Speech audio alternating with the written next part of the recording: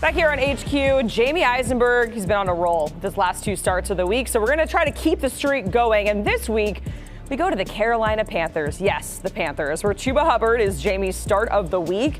The Panthers, of course, making that QB change from Bryce Young to Andy Dalton against the Raiders. And the numbers for Hubbard, were good. 21 carries for 114 yards, adding 5 catches for 55 yards and a touchdown on 5 targets.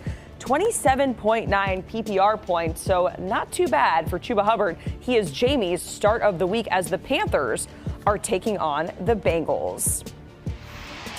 And we have Jamie Eisenberg, Dave Richard here. We're going to start with the start of the week and then go through all of your sits and starts for week 4 in the NFL. Starting with Chuba Hubbard here, going up against the Bengals. It's an Andy Dalton revenge game, if you will, I guess. But we know this Bengals team, they like to let running backs get some touchdowns, Jamie. They definitely do. You know, we saw a great game in week 1 for Ramondre Stevenson against his defense. Then Isaiah Pacheco had a good game in week 2. And then last week, it wasn't the best game for the running backs, but Brian Robinson Jr. still scored a touchdown. But really, it's about Chuba Hubbard and this Panthers offense and just turning the corner and looking like a legitimate NFL offense for once. And this could be the last time we see Chuba Hubbard in this featured role because Jonathan Brooks eligible to return next week. So this might be the last hurrah that we get out of him as a fantasy option, but should be a great game. I mean, you saw the things that we were looking for from a Dave Canales running back in this offense was the role in the passing game. 5 catches, 55 yards, and a touchdown, 5 targets. Now they're down Adam Thielen. So this is a game I think is going to be back and forth. Both these defenses stink. And this could be a big opportunity for Chuba Hubbard. He's the number 1 running back for me this week. Okay. He's just outside of being a number 1 for me, but that's not sliding him. I like what I've seen from him, not just last week, but the week before. At least 14 touches each of his last 2 games. And Cincinnati's defense is terrible. Bottom 5 in running back rushes per game allowed. Bottom 5 in defensive rush success rate. This is a matchup that I think Chuba Hubbard can exploit. And even if the Panthers are trailing in this game, Chuba can catch passes out of the backfield, make plays that way too. Now, to both of your points saying that both of these defenses stink, that kind of brings us to some of your starts, which is Zach Moss over on Cincy's side of the ball, who I tried to sit last time we were all together, but he was actually one of your starts, Dave, and he did come through for me finally when I did start him in week 3, but he's a start again, Jamie, for you. Yeah, Jacqueline, just a little tip. We like defenses that stink, so that's yes, kind of, we do. this isn't rocket science. Find players against defenses that stink. So Zach Moss in a good spot, coming off a strong game last week against Washington. Carolina's run defense has obviously been miserable. So for the time being, while he's healthy, look, Chase Brown ran well last week too against the Commanders, but he's still the featured back in terms of Moss. I think he'll have another strong game. Tony Pollard gets a Dolphins defense that's definitely miserable as well. We saw that from Charbonnet last week's start of the week, had over 25 PPR points.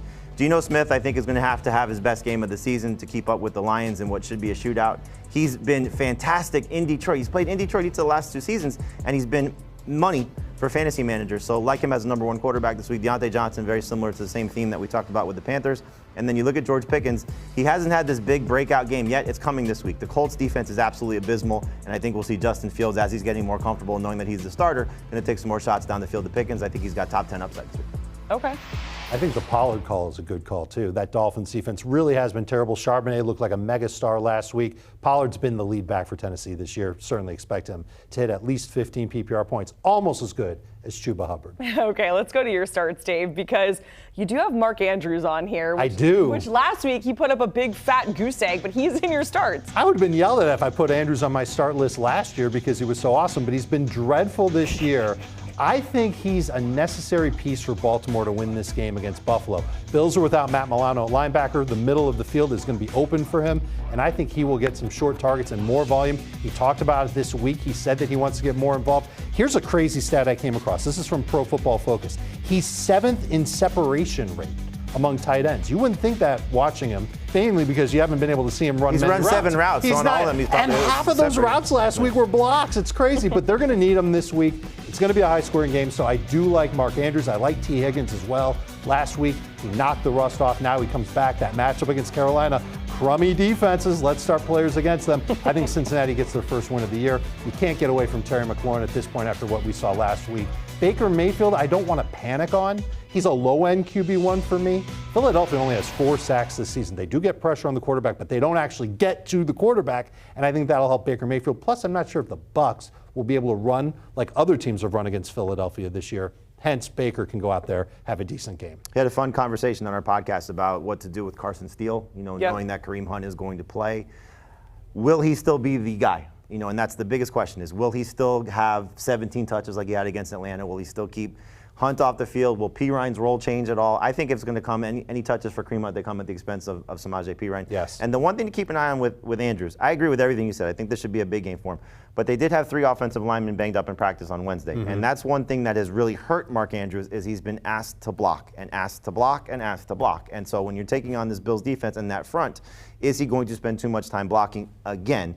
And if he does, we're going to see Mark Andrews cut in a lot of fantasy leagues because he has to have a good game at this point, because at this point you're seeing Mike Gesicki, Brenton Strange, Tyler Conklin. I mean, the who's who of crap at tight end is outperforming Mark Andrews right now. If he does not have a big game this week, it's going to be a lot of panic going on. Man, the tight ends have just been tough. I think it has been Trey very McBride, weird. Not really doing much for me. Right, now he's concussed. He's been fantastic by comparison. Right, But- like you can at least get 8 PPR points out of 5 him. fantasy points a game being fantastic. Well, is- last week he got concussed. Yeah, but the game before that he was better. Dalton Kincaid was actually double digits, which again against this Jags team, that's not really that hard. See, this is what happens when you have 25 fantasy teams now, Jacqueline. You have a lot of different tight ends. I have 3, Jamie, and I will never have more than that because it's a full-time job. I fully understand the pressure and the time. It's our full-time job. I know it is. Let's talk about your sit state because you have Najee on there. Again, we talked about this Steelers team, and he's somebody that's a sit for you. Barely a sit. I just Okay. like a couple of other running backs better than Najee. A little bit worried about Cordell Patterson taking some work away from him. A little bit worried about Justin Fields taking some work away from him.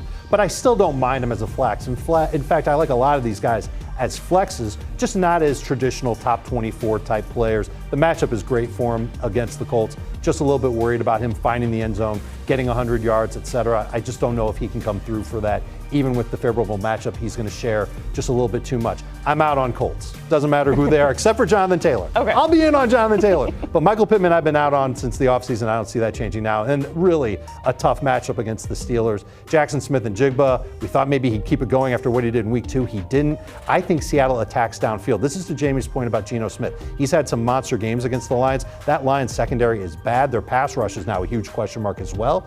I don't know if Smith and Jigba will get a lot of downfield targets compared to DK and Lockett. I'd be a little hesitant to count on him, even in full PPR, as anything more than a flex. Same thing with Shaheed. That offensive line's in peril all of a sudden. And then Mike Gesicki's on the list just as a streaming tight end. I like him. But I think T. Higgins takes a step forward this week. Yoshivas has scored some touchdowns. What are we asking for out of Gesicki at this point? 7 or 8 PPR points? I want to aim higher than that. 7 or 8 PPR points is the number 1 tight end. It's unfortunate, but it is. There's actually 2 guys on your list I like a lot. I like Najee Harris a lot this week because Jalen Warren most likely not going to play.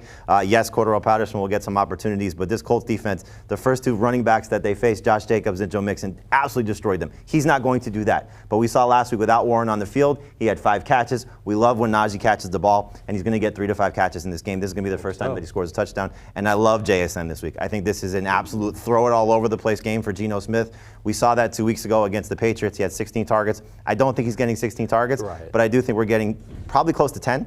And anytime you're going to get that opportunity for JSN, your window to buy low on JSN is right now because he's going to have a huge game against this defense, and you're going to regret not getting him on your fantasy team. Okay, all right. So we always talk about themes, right? We like crappy defenses. Yes. And any wide receiver that's going up against Patrick Surtain is going to be on the sits list as well. That is also a theme, Jamie. Yeah, and it's been proven. Yes. You go back for the first 3 weeks of the season, DK Metcalf, George Pickens, Mike Evans. We said this last week about Evans, don't play him.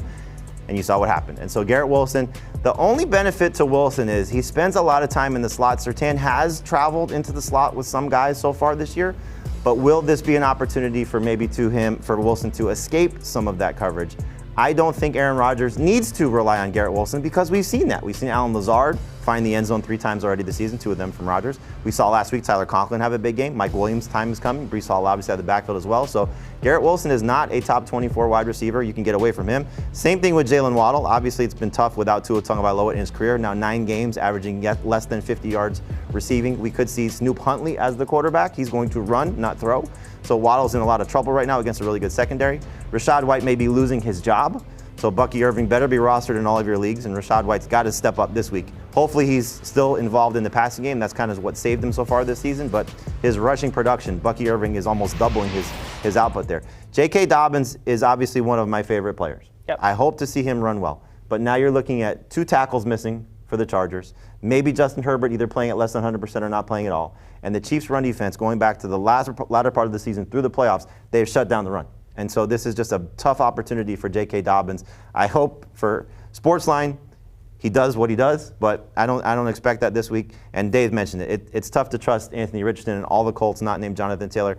I want to see from Richardson, I want to see him run and run and run, because that will save his fantasy production this week. He's clearly struggling as a passer.